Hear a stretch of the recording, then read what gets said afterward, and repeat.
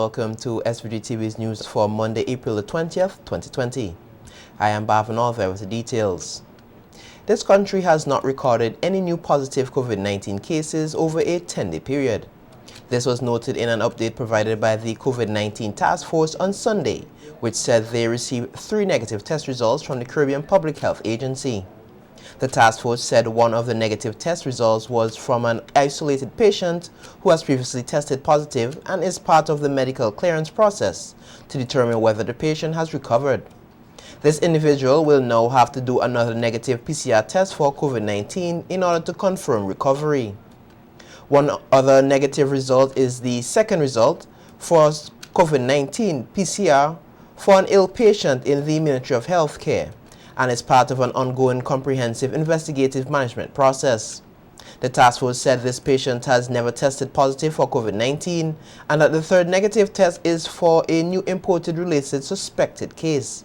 And earlier this evening, the task force said SVG's second COVID-19 positive case has fully recovered and has received medical clearance after the individual's second negative PCR test results was reported by the Caribbean Public Health Agency. This result means that there are now only 10 confirmed active COVID-19 cases in the country. The last COVID-19 positive case was recorded over 1 week ago. The COVID-19 task force says it will continue to keep the country informed as it relates to exclusively on the COVID-19 PCR tests to diagnose active COVID-19 cases, and that the rapid immunoglobulin tests will only be used to determine possible past exposure and infection of antibodies to COVID-19. The COVID-19 task force also denied claims that an individual associated with the supermarket in the country was tested positive for COVID-19 by a rapid test or PCR. Meanwhile, Prime Minister Dr. Rav Gonsalves encouraging Vincentians to continue to be vigilant and not be complacent despite the fact that the country has not had any new cases of COVID-19 within the last 10 days. For the last 10-12 days, we have had no positive case reported, tested by the PCR, which is the gold star, so to speak, of the testing. We must not be complacent. We are not out of the woods as yet. What we have to do is to do what we have tried and which are tested and which are sensible things. We do the personal hygiene, we wash our hands, we do the hand sanitizing, we do physical distancing. I know that one is problematic, but it indicates, the science indicates that it helps, even though I know it's difficult. And we don't always get it right. The Prime Minister said though the country has had a lot of blessings in the fight against COVID-19, there have been monumental challenges in various sectors, and cautioned Vincentians to continue to follow the basic precautions to fight against the spread of the deadly virus. He highlighted some basic things that persons can do to mitigate and suppress COVID-19. Early identification of those with symptoms. The tracing of persons associated with those with symptoms or those who are tested positive, including those who may be asymptomatic, who come from a higher risk group. That we do quarantining in private and in a public facility. And where you are tested positive and you're required to be isolated, to go into the isolation center, which is almost ready for operation. These are the basic things, and we drill down properly on these scientifically. We do these things in an appropriate and balanced manner, without hysteria, without panic. We share information. We listen to the authorities for guidance. If we do these basic things, we are going to both mitigate and suppress COVID-19. Preschools across SVG on Monday the 20th, 2020 commenced formal learning activities online via the social media platform Facebook, as schools across the country remained closed. The online teacher for the preschools is organized by the SVG Early Childhood Education Unit, and Monday's activity Under the Sea was carried out by the teachers at the Beckway Anglican Early Childhood Center. The Ministry of Education said that the daily schedule is available on its website and that the format of the online teaching will be similar to that of a typical day at the preschool. Parents are being encouraged to improvise by using whatever materials available at home to help stimulate their child's learning. Due to the delay in the reopening of schools, the Ministry of Education has implemented several online educational initiatives. The ministry said the Curriculum Development Unit will be working with principals, teachers, parents, and guardians to access the learning material for students from the website. Practice tests are also available for the site for the students sitting the Caribbean Primary Exit Assessment. The ministry said it is also working along with teachers to put together worksheets and other learning materials that will be made available in hard copies for students who may not be able to access the internet. Telecommunication company Digicel is also working with the Ministry of Education to have web-based learning sites and platforms zero-rated, which means if an individual is out of Wi-Fi range, he or she will still be able to access the site without the need for paying for data. And omnibus operators who are members of the Vincentian Transport Association Vintas resumed their service today, following a meeting yesterday to evaluate the commitments made by the government in response to COVID-19 and the measures in place for the operators. In a news release, Vintas Vice President Roy Adams said given their satisfaction with the government's measures, they have decided to resume service. He said the government is now expected to review a request from Vintas to implement a COVID-19 public transportation policy on the wearing of masks and to review in 2 weeks' time the request for the increase in capacity for the various sizes of omnibuses. Adams noted that the $700,000 approved in the supplementary budget for the transport sector will be distributed based on the number of vans registered with the Ministry of Transport. The registration of omnibuses will continue until Wednesday, April the 22nd, 2020 at the Annesville Airport parking lot and Victoria Park Road, and Vintas has noted that the process is extremely important to determine the level of subsidy each owner will receive. Meantime, sanitation process will continue at both bus terminals until further notice, and omnibus operators are being advised to take the necessary precautions to manage their respective exposure during this period of COVID-19. Meanwhile, Commissioner of Police Colin John has refuted the contents of a news article by the News Today newspaper posted on April 19, 2020 with the headline, Grenada Coast Guard intercepts boat from SVG with food supplies for Petite Martinique. The news article claimed that a Grenadian Coast Guard vessel turned back a boat from St. Vincent bringing supplies of food and cooking gas to the people of Petite Martinique. A news release from the RSVG Police Force Public Relations Department said Commissioner John held talks today with his Grenadian counterpart, Commissioner of Police Edwin Martin, and SVG's Coast Guard Commander Brenton Kane on the matter at hand, and according to all available information and intelligence, no such incident has occurred. At a press conference in Grenada today, the Royal Grenada Police Force also dismissed the newspaper report as absolutely false. Grenada's acting police chief Edwin Martin said it is unfortunate that an established media outlet would publish such a story without any attempt to verify. I have spent a number of time speaking to the commanders of Carriacou and our Coast Guard in an effort to verify this issue over and over again. And just repeatedly say that this is false. And again, I call on individuals to be a bit more responsible in how we treat with social media and the posting of information. And wherever there is an issue involving the actions of the RGPF, rumor or otherwise, I want to ask us members of the public and media houses where appropriate to please call for verification. It is unfortunate when an established media outfit would publish such a story without any attempt to first verify. This is indeed sad, and I trust it would be the last that we will have such an incident. The latest development came in light of a statement made by Prime Minister Dr. Ralph Gonsalves that SVG was willing to provide food and cooking gas in a structured way to the people of Carriacou and Petit Martinique.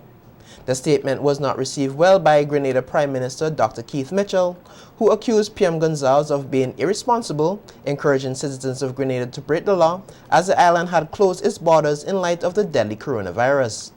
PM Gonsalves then wrote an open letter to his Grenadian counterpart asking that he withdraw his statement, noting that he was misinformed and wrongly advised on the matter.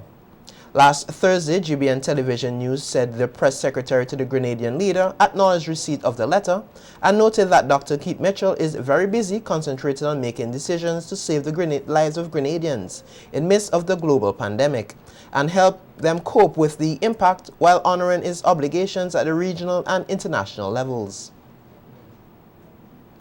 And despite the many economic challenges brought on by the coronavirus pandemic, Farmers has had some good news this week with the resumption of the exportation of agricultural produce to Barbados.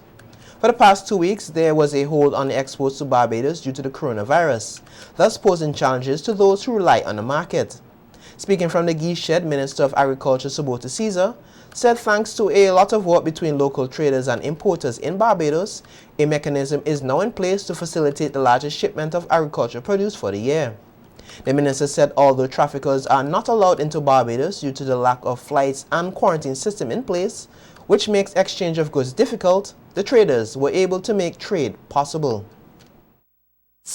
Therefore, the traders in St. Vincent and the Grenadines over the past 2 weeks, they were able to speak to their partners in Barbados, and they will send the produce from St. Vincent and the Grenadines to Barbados. Their counterparts in Barbados would clear the goods and place it in the distribution chain in Barbados, and over the next few days they will send the money through the banking system. We saw earlier this morning where several farmers brought produce right here at the Guichet and were actually paid.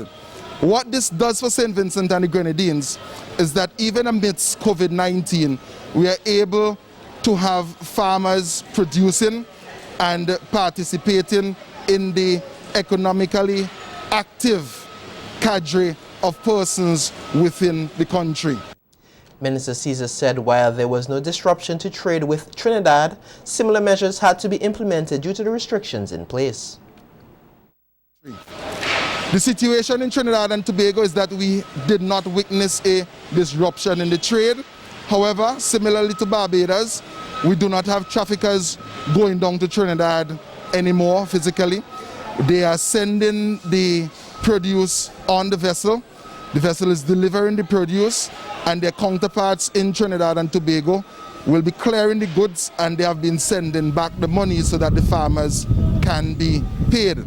I want to thank the government and people of Trinidad and Tobago and Barbados, two of our major trading partners, for ensuring that the facilities and the framework to ensure that we can continue this trade, that those facilities and the framework have been in place. The Agriculture Minister took the opportunity to encourage local farmers to be vigilant and take the physical distancing guidelines seriously. It's very important as farmers to underscore the point that we are still in a global pandemic. And even though we are working to ensure that life and living continues, we have to follow the protocols as outlined by the Ministry of Health. There are many persons who are working on farms, sometimes 2, 3, 4, 5 persons. We have to make sure that the physical distancing is practiced as much as possible. I know that in the farming community, after a long day at the farm, when you come down to the village, sometimes you go to a neighboring shop, you sit down, you relax. We want to ensure that we follow the protocols outlined by the Ministry of Health, and we do not have such forms of congregating. So far, our farmers have cooperated. We are seeing a lot of persons here at the Guichet today wearing their face masks. I want to thank all those persons who donated masks and different implements to the farmers. And regional airline Liat has extended the suspension of its passenger services to May the 15th, given the ongoing threat of COVID-19. In a press release on Saturday, the airline's Chief Executive Officer Julie Reefer-Jones said the decision for the extension was based on a review by the Board of Directors and the executive management of the airline. Reefer-Jones said that several destinations have extended their border closures and instituted strict travel restrictions, which means that passengers are unable to travel. He, however, noted that Liat will still operate cargo flights to several of the destinations. The airline has also issued an update travel advisory for all affected passengers, noting that those booked during the period of suspension will automatically have their bookings cancelled and will receive a full credit. Acknowledging that this was an extremely difficult time for the airline, Reefer-Jones said Liat will resume normal operations across its network as soon as it is feasible to do so. Phishing is a cybercrime which allows a perpetrator to gain access to one's personal information, and Corporal Shoy of the IT department of the SVG Police Force today shared with our news team some useful tips to avoid becoming a victim of this crime. Global experts estimate that phishing accounts for 90% of data breaches, with at least 15% of persons who are successfully phished being targeted for multiple times a year. Experts also estimate that phishing attempts have grown by 65% in the last year, with an estimated 1.5 million new phishing sites created globally. Corporal Shoy said phishing is one of the go-to means which hackers use to gain access to personal information. Phishing is a method of trying to gather personal information, that is, using deceptive emails and websites. In simple terms, phishing emails includes attachment that contain malware which steal your personal information. For example, your name, your address, your banking information. And it also contains viruses that can corrupt and manipulate your computer system, tablet, or your mobile device. In addition, internet users can be vulnerable to phishing attacks. That is, when you visit certain websites, you will see pop-ups. And the pop-ups that you will see, you might see that they have you win the lottery, or you have been selected for the US visa application. These are forms of phishing. Corporal Shoy said paying attention to emails and other documents online is one way to avoid phishing attempts. You know who you will give your email address to. You know if it's business, organization, or whosoever. If for some reason you open your email address and you saw an attachment or a link and you're not sure exactly where it comes from, do not open the link or the attachment. Because this is the means that the hacker will get access to your personal device and to do a lot of things in the background that you are not seeing in the forefront when you look at your computer. So it's advised, do not open emails from untrusted source. Keep your computer locked at all times. And better yet, log out of certain accounts. That is to say, if your computer are locked, unauthorized access will not happen to you.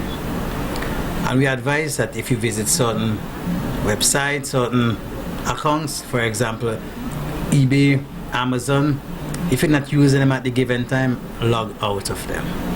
It will prevent the hackers difficult time to access if they have to, because at this time they are lurking out there. You are at home. This is the best time that we see an increase in activities when it comes to online communication. Of late, a few persons have been tricked into believing they have won a mobile device from providers, and Corporal Shaw advised persons to ensure that they only visit trusted sites to avoid falling victims to online hackers and fraudsters.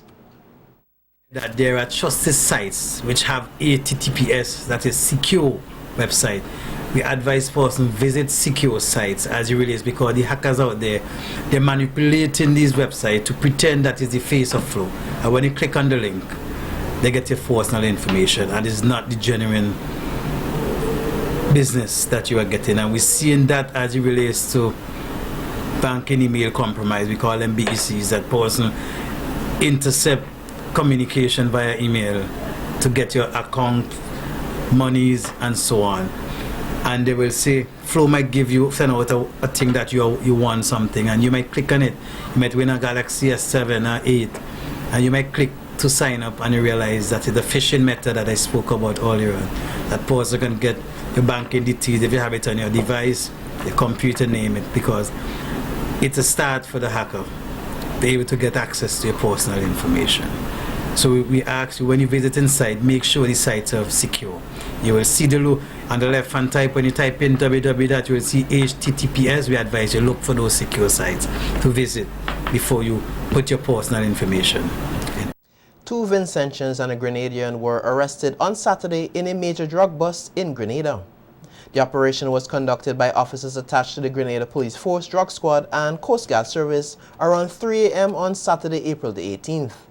The Grenada police said during the operation, approximately 379 pounds of compressed cannabis were confiscated, along with a fishing boat and a stack of cash. The drug is estimated at a street value of 600,000 EC dollars. All 3 men are now facing drug-related charges, including trafficking in a controlled drug. The Grenadian authorities say investigation is ongoing. And President of the National Council of Women, Beverly Richards, is encouraging young women across the country to join the organization, which has been in existence for some 40 years now. Richards was a panelist on the Viewpoint program on SVG-TV last evening, discussing community development in SVG and why community organizations are failing. The National Council of Women, which started in 1977, is the umbrella body for all women organizations in SVG, which also work along with the Ministry of National Mobilization and Gender Affairs. The aim of the non-profit organization is to promote the removal of all aspects of discrimination against women, socially, educationally, and economically. Involved in community building, we do training, advocacy. We are asking for members, persons who want to be a part of the council. We are asking for members to be a part of it, and we are also looking for young ladies to be a part of the council. It is very important that we develop and keep the council going, because it's a very vital part. We engage in policy making, of the country. There are times when the council is asked to sit on committees or board in regards to policies of the country. Richards said a lot of community-based organizations are failing because of a heavy focus on technology, especially by the youth. In the 1970s, 80s, and 90s, we had these groups were very vibrant, and you had a lot of young people being a part of these groups. But I think as time evolved in terms of the internet, you have the television. Folks tend to move away from that from the community group, and tend to become more. And maybe one of the other things that would have stopped it or set it aside is it's a voluntary most activity. Of them. So you have the NGOs and the CBOs, which are the community-based organizations and national and the non-governmental organizations. So these organizations were more for voluntarism.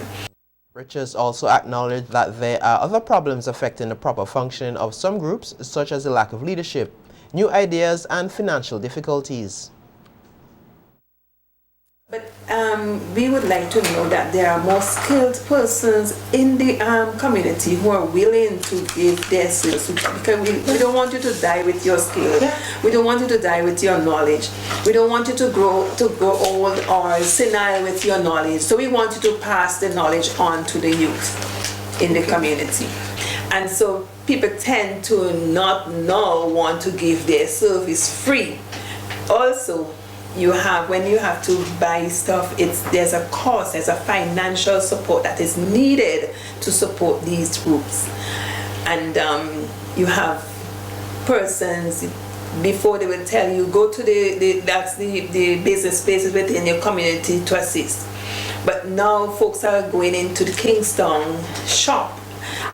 Manager and owner of Serenity Dive, Vaughn Martin, says consistency and his desire to fulfill the needs of customers are what continues to motivate him with his monthly lionfish fry.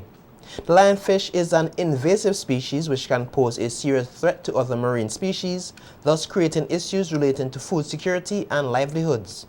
As such, marine stakeholders, including Serenity Dive and other fisherfolk, have been engaged in activities to catch as much lionfish as possible to help reduce their numbers and thereby reducing their impact on the environment. To make this activity a sustainable one, Serenity Dive for the past 4 years has been engaged in a monthly lionfish fry to encourage persons to eat the fish. Meat. Each 5-pound bag is about 23 fish depending on the size. So if you're going to do 50 pounds on that, you're talking over 100 plus 200 fish every month that we catch, right? 250 somewhere around there. So during that time, we've seen a decrease in the number of lionfish with the areas that we always frequently visit. Those numbers have declined a lot. We've just been seeing like the smaller lionfish now, the baby ones. However, now you have to go either deeper or further to find them. So they're still around, but it just means that the ease of getting them has become a little bit more challenging because now you have to travel further areas of the island and even going a bit deeper than you would normally go to catch them. So they're still there, but not as easily accessible. So once you have the training and you could do what you have to do with the diving, you're still able to catch them and do our fries and be able to supply to who many. Martin says the lionfish fry continues to get a lot of support from the public. It's funny you say that because now, because of our continuous ways of doing it and going out to catch them, people see me and lionfish man, so I started to get this nickname. Everything to do with lionfish or any project, you have to check Mr. Martin to do it, because we've always continuously made that effort to go out and do that part, despite whatever the situation. I think consistency is key with whatever you have to do. We've always, no matter what, went out there to catch, because we have that kind of responsibility or that commitment to locals, because we've had such a consistent product that persons always come back every month to support because they like the taste of the fish, the value they're getting. The success of the fry allowed them to host events at neighboring hotel establishments, including at Sunset Shores Hotel. Martin, however, noted that like many activities, the fry has been impacted by the threat of the coronavirus. However, they have put measures in place to keep it going while maintaining social distancing guidelines. Last month was to actually have it at the dive shop. So you didn't have any place to lime or to sit down and have a beer. You had no choice but to just come and put in your order. Okay, so I want 3 takeaway for 5 o'clock, or it's 5:30, whatever time. You'll come, you pick your food up, and then you left. So that kind of worked out, but of course it wasn't as successful because then a lot of person was still going through the whole fear of it. I wasn't sure how we were going to be able to cater for that. So what we did, we made sure we have our masks, we had our gloves, everybody was sanitizing, but they got their food and they left. So pretty much we had that being done still. We still had the fish fry going on, and person was still coming and doing their support, maybe not in the high numbers that we would normally have, but it was still a way and means of having some kind of sustainability.